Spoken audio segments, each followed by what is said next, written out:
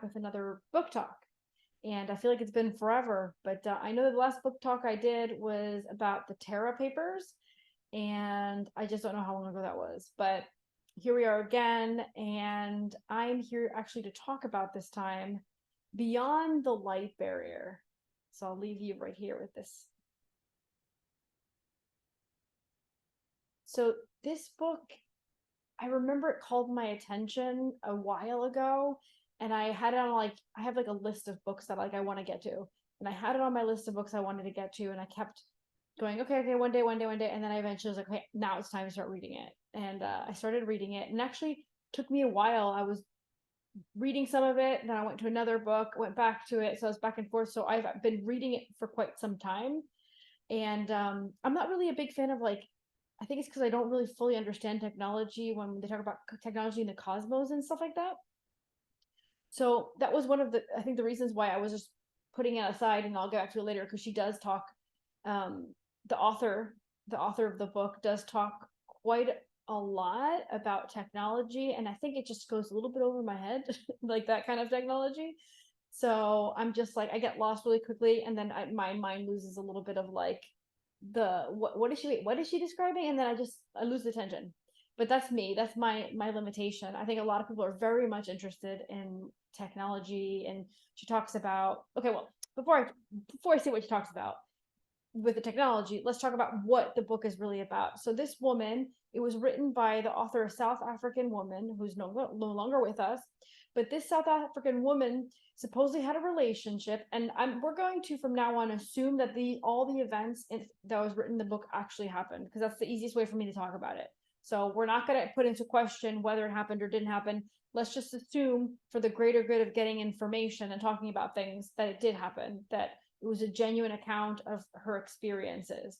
And so what we come to understand in the book with the author is that she had a relationship with a man from Alpha Centauri, and to be more specific, the planet was called Meton, which I usually pronounce things a little bit more in Spanish, so pronounce it however you'd like. I'm pronouncing it Meton, and it's in Alpha Centauri, which is really interesting to me because Earth has a lot of links with Alpha Centauri. So for me reading this book, it was like, oh, super cool. And then more things come into play. But so what happens? She supposedly begins a relationship with this being, a Khan being his name. I had to go and double check because I was like, wait, I just realized by saying it out loud, because I've been reading the book for a while, I remembered his name properly. His name is Akon, but I'm like, wait, is it like the singer Akon, like the same name? So I'm like, wait, am I confusing the singer with the book, like the relationship she had with the guy? But no, I'm not. Okay, so I need to correct something I just said a little while. What I didn't say it wrong, but I'm just gonna be more specific because Meton is a planet in Alpha Centauri, but it's part of it's like inside of Alpha Centauri, but it's Proxima Centauri. So it's inside of this, it's considered part of the system of Alpha Centauri, to be more specific. So it's like Alpha Centauri, Proxima Centauri, Meton. So that's where Akon, or Akon, I think it's so funny to say that. Anyways, that's where he's supposedly from. And so he came to Earth, and her being in an area where there was like a nice amount of field and stuff, he would land his mothership there, and that's how they began their encounters. So I don't want to give too many spoilers, and I don't want to give too many details because there's people that probably want to read this book that might be watching this. So to not do that, I just have to say that their relationship did move on into it expanded into more than one encounter, and having a child, and that child being birthed on the planet of Meton.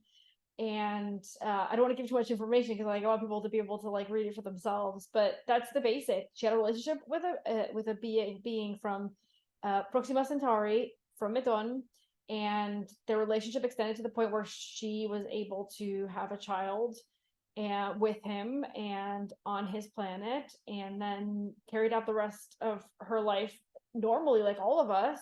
obviously with the story still kind of going, so she tells what happens when she comes back and health things and things like that. So I found it really interesting. For me, the best part of the book, in my opinion, or my favorite part of the book, was when Akan started talking about how their race is originally from Venus. And the reason why I was like, oh my gosh, yes, please, like talk more about this. Because from the experience of the knowledge that I've been able to gather, whether that be from my, because I do the courses Cosmic U, which I'll leave the link below. You can check them out. I do really, really cheap courses so that a lot of people can watch it. And I gather all the cosmic information and try to expand it gradually so people can learn the things that I've been learning for a few years now. So with that said, understanding all that cosmic information and also from the Akashic records, I understand that Venus is actually pretty important for Earth in its different way. So is Alpha Centauri. Or Alpha Centaurians, beings from there.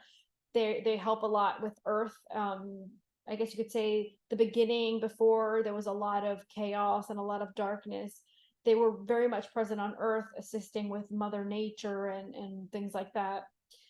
And also because they're pretty close, they're really, really close to us. So we do have quite a few incarnates from Alpha Centauri, from what I understand, because of that, as well as Venus. We have quite a few, I would say, maybe change the word from a few to a lot.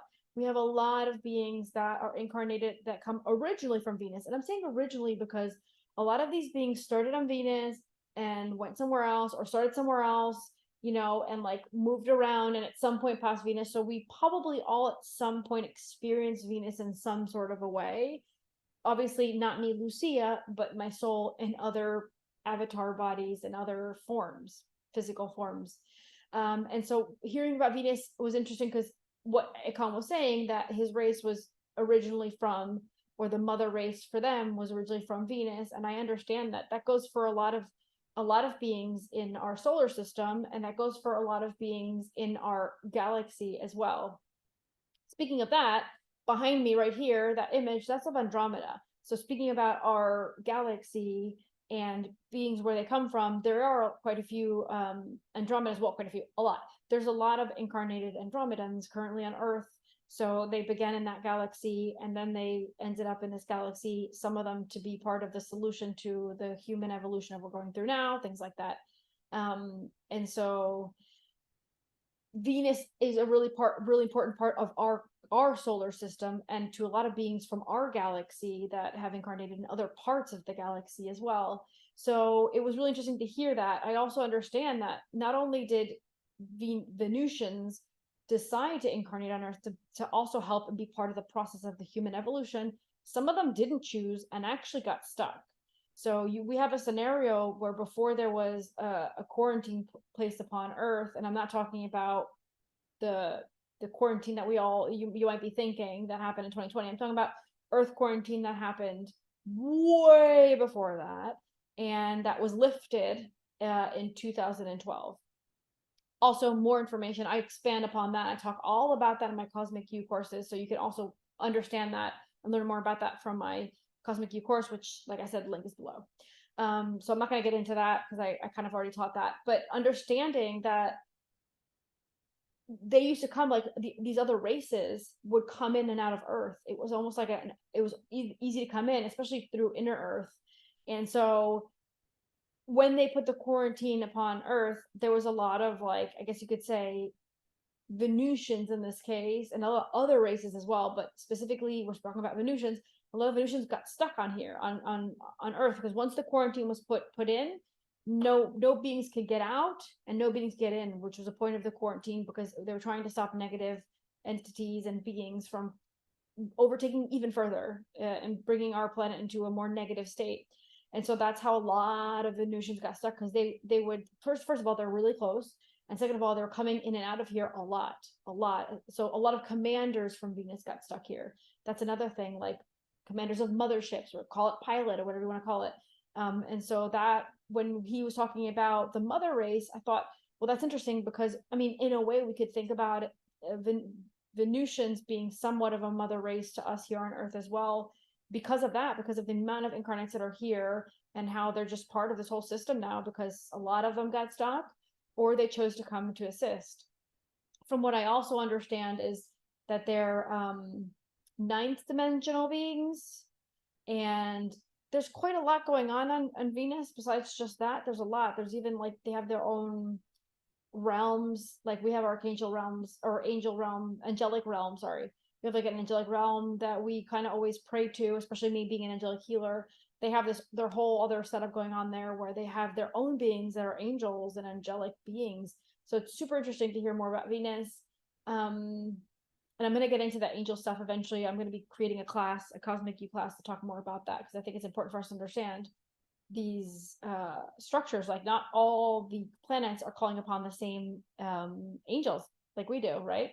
We use the realm that we use and the beings that we know and the names that they have, but Venusians have their own set of, I mean, they're very highly enlightened beings, so there's a lot to talk about there. But so that's what I loved about this. One of my favorite parts of the book, and then hearing her supposed experience on Planet Midon, and I'm like, can I go tomorrow? Like, sign me up now, please.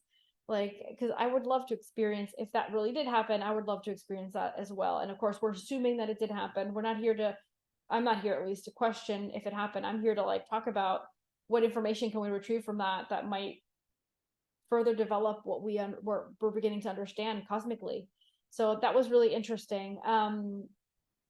The book had a lot of technology. I was saying before in the beginning, the book had a lot of technology. So for those that are really, really into hearing about mothership, spaceship technology and travel and how they travel so quickly from one place to the other, and we haven't gotten there yet, things like that, that go right over my head. Well, that for someone that's interested in technology, they might really love that part of the book. So I quite enjoyed that.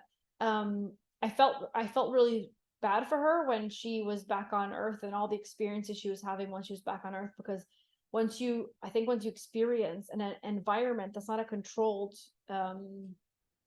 in a controlled environment like us, like a controlled matrix like we live in here, it's really hard to come back to this. So the fact that she had to supposedly come back and live through the whole experience, I feel for her, because I would have been like, no, don't take me back, can't leave, I'm gonna stay here. But for health reasons, she had to stay. And if you read the book, you'll understand more what those health issues were, having to do with our sun, which I totally understood the whole part about the sun and the heart beating and the circuitry of the body. I totally and completely understood that, because that's also things that I dove really deep into to understand our DNA structure and how we further develop the human collective and evolve this avatar body, because that's what we're all here doing now, going from third to fifth dimension. And so I thought it was really cool to hear. It almost felt like confirmation of things that I was already on my own teaching in Cosmic U. In the Cosmic U courses, specifically video 3 talks about DNA and our DNA structure and how we connect and how we're evolving that body. And in video 1, I think it was, video 1, I talk about how the suns are the ones that are doing that work. So when she spoke about the sun and how it's going to affect her heart, I was like, yep, totally understand what she's talking about, because that's what we're doing now. And that's a good example of how what would happen to us if what was happening to her that she was explaining in the book after she came back from the planet Midon. We understand that her body changed because of the environment she had been in, and she was going back to the old environment, which was Earth. And I fully understand how that affects her. And now we could understand how we can't like just upgrade and go to fifth dimension in 2 seconds, because our bodies can't take it. The frequency has to come in slowly. We have to adapt everything slowly. The cells have to start doing their changes. Our DNA has to start turning on and all these things. So I understand what happened to her, because it was so rapid. The change was so rapid for her. There was no gradual change like we're doing here on Earth right now. So, well, that's kind of what I want to talk about the book, Beyond the Light Barrier. And if you're open-minded and you're really into this kind of like out there information, I say grab the book and like don't even try to question if it happened. Just openly like read it and get excited about whatever information she's giving, because that's what I did. I was like, wow, if this were true, if this is true, this is intense information. This is amazing information. And I'm all for more books like that coming out. her character seems really genuine, and so that's why it's easy to like believe her, and it's easy to kind of allow the information to just sink into your heart and be like, okay, she's coming from a good place. This information she's leaking out into the universe and into the world and to our planet, she's doing it for a reason. And it's heartbreaking to kind of read parts of the book where she's like missing her, I guess you'd call her partner, missing her other half, and also her, at points her child, right? Because her child did not come back on Earth. Her child stayed the planet where he had been born. So definitely recommend the book. Read it. Maybe if you're not into technology like I am, you might have to break it down to pieces. But I've heard quite a few people say that they like just swallowed that book up in like a week or something, which didn't go for me. But it's a read that could be pretty easy. I already know exactly what book I'm going to talk about for my next book talk, so I'm excited about that one. And yeah, I'm so excited that I was able to present this book to you guys and read it. And if you guys, again, if you have any suggestions, any books you're like, this book, read this book's amazing, or you want me to talk about a specific book, or you have something in mind, just comment below, let me know, and I'll definitely look into it and take it into consideration. And yeah, let me know what you guys think. Have you read this book? If so, let me know, like, what's your favorite part? What did you think about the information? And if you read it but you're kind of iffy about some parts or lost or something, I don't know, whatever your take on the book was, I want to hear it, because I want to hear what everybody else's perspective is as well. Bye.